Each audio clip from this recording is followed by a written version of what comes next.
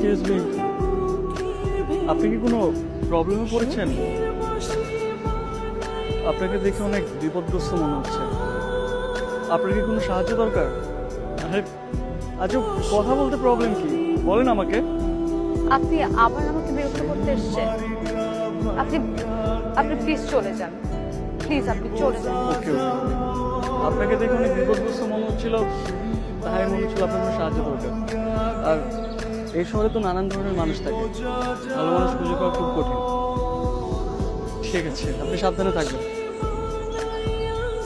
শোনেন, জি, আমার আসলে আপনার সাহায্যের খুব প্রয়োজন।